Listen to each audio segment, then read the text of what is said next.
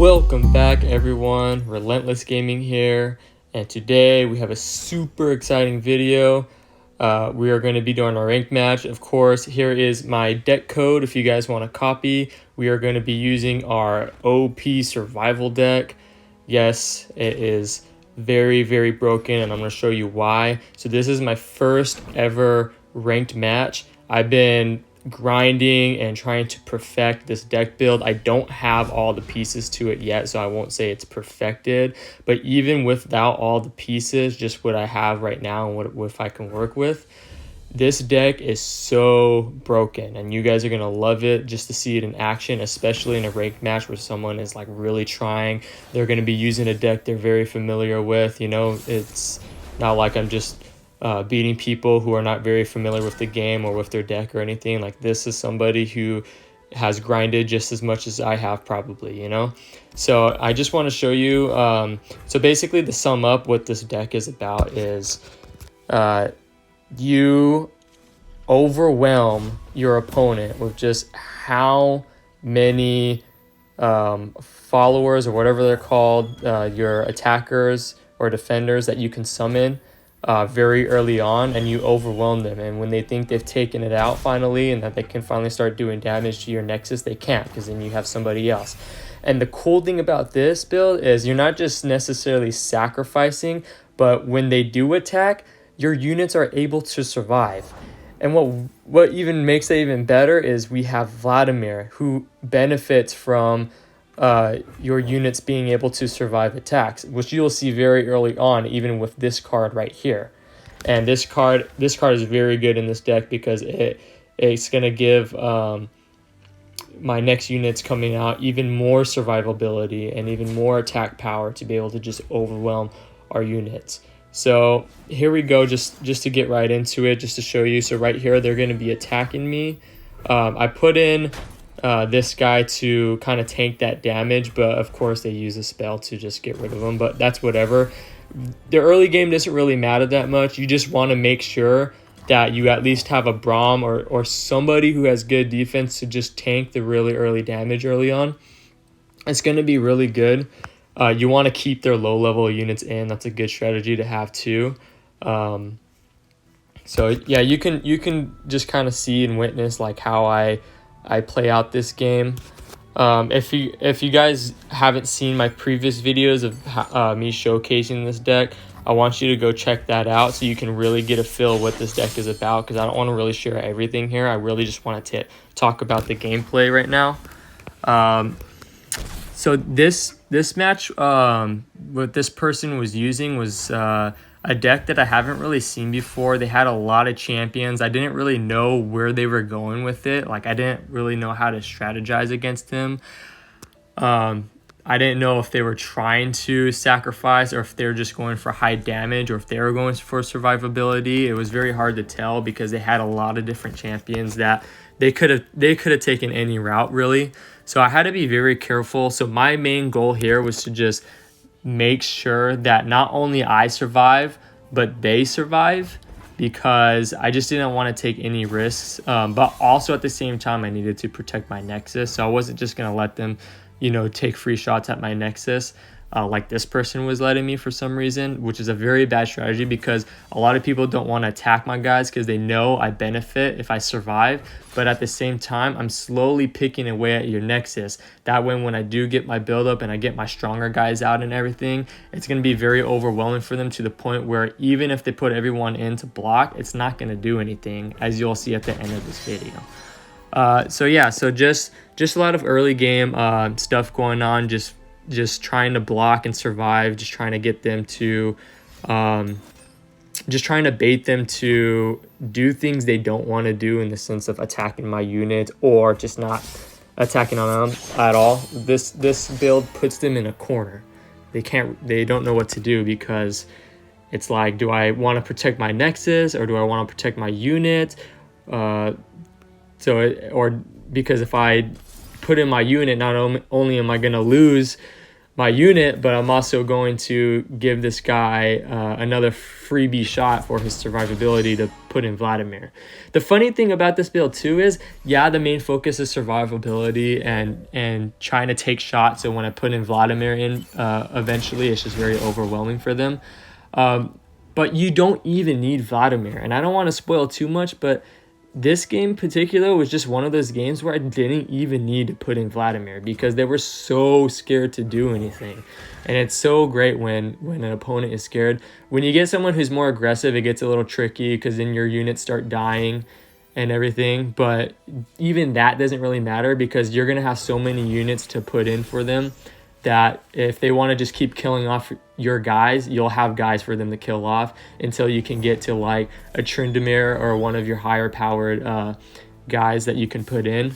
So, you know, when somebody's just plays scared like this, I know it's going to be a quick game for me that I'll just be able to wipe them out pretty quick. I'll just stop thinking about Vladimir, start thinking about just making my guy strong. As you can see here too, I have a Tryndamere in my deck, which I got really excited for because this guy's like doing everything in his power to make sure that I'm not getting those builds for Vladimir, those stacks for Vladimir. So when I saw the Tryndamere in there, I was like, okay, I just gotta strategize and see what I can do to get this Tryndamere in. So a good strategy you can use for Tryndamere is don't put him in until you have to defend. So when it's your turn to attack, once you've done all your attacks and everything, if you want to put in Tryndamere after that, that way for the next round, if they want to attack, you could put Tryndamere in to defend. Do that. It's a very good strategy because once they take out your Tryndamere, then the next turn, when it's your turn to attack, your Tryndamere is already leveled up and has 9 attack and 9 defense. As you can see here though, from my other unit who gives +2 and +1, my Tryndamere's attack and defense is already just out of this world. And because Tryndamere has overwhelming, they can't not block him. Like, he's so powerful, and and since his defense is even more than usual, he's going to survive too. So it's like I'm unintentionally giving Vladimir the stacks he needs. However, I would rather Tryndamere just die right off the bat. It's good for him to have that survivability too, because if I get like a Vladimir next round, which I don't, it's going to be really good. So this deck is just a win-win overall. I love it. And yes, this is my first ranked match, and yes, these are low-level ranked people, but that doesn't mean these people don't know what they're doing. As I was playing this guy, I can tell he was strategizing. I could tell he knew what he was doing. I can tell he knew what I was trying to do. Like, there was a lot of mind games going on here for sure.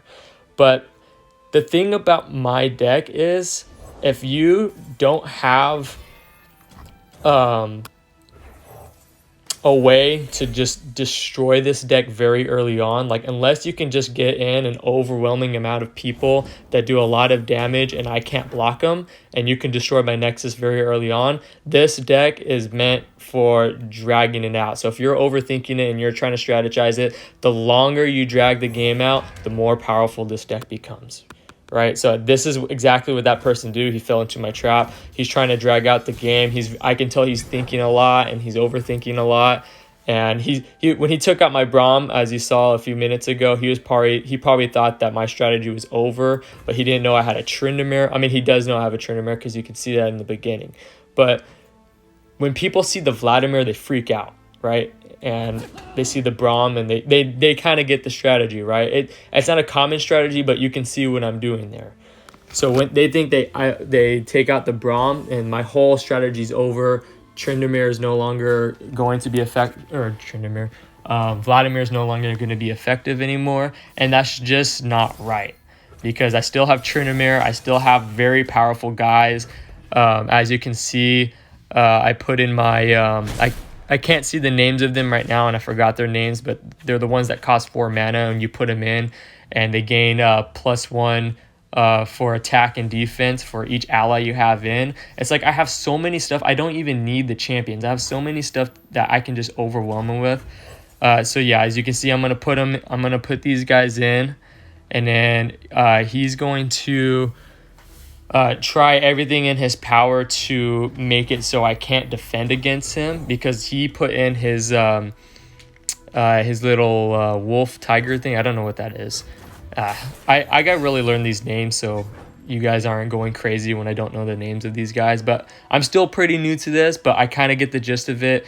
And as you guys can see here, I know what I'm talking about in the sense of strategy. I just don't know what I'm talking about in the sense of like the card names. Like I can look at them and see and know what they do. So I know that little wolf tiger thing that has 7 attack and 6 defense has overwhelm. So I get what he's trying to do. He's just trying to get some damage on my Nexus, right? And he's also just trying to take out my guys. But unfortunately for him, it just doesn't matter at this point. He's dragged it out too long. This was long enough for me to get set. So now I know that next round, I don't know if it's next round. Yeah, I think it's next round that he's done for, because I have my Tryndamere in, and he's already have a lot of attack, and then I got so many units in, as you can see, that just do so much damage, and they do overwhelming damage too. So yeah, he does take out my Tryndamere. So oh my gosh, look at that attack and defense, 10 attack. Oh my gosh. So there's just nothing he can do, because the overwhelming factor of it, he can't block it. He's got 3 guys. So unless he's got like a card in there, which I hate when people do this, and I really want to unlock the card that cancels out spells for when people do this, but they have that one card. And this is why I say that the deck that focuses on their allies dying to make their other allies stronger is very good, because they normally have this spell card where it just takes out every card on the playing field, which really jacks me up. But even then, even when that happens, I'm still fine, because I still have a lot more other cards that I can put in that's going to help me stay in the game and to be able to defend against what they have and build up, because usually they don't have somebody with overwhelming. So yeah, this guy surrendered. He couldn't take the heat. This deck is just too powerful, and I hope you guys can enjoy it as much as I can. I have the code in the description, as you can see in the description. But yeah, so I hope you guys enjoyed this. I'm definitely going to be making more ranked videos. This is my road to becoming pro. So I just want to see if this deck in particular can take me to the next level. I have other decks I'm working on, so you guys can stay tuned. Not every video is going to be a ranked video, but I'm going to be testing other decks and showing you kind of like the strategy I use for it and what we can do with it. But if you guys enjoyed this video, don't forget to leave a like. Also subscribe and leave a comment letting me know if you guys like these kinds of videos. And yeah, so thanks for watching, and I'll see you guys later. Bye.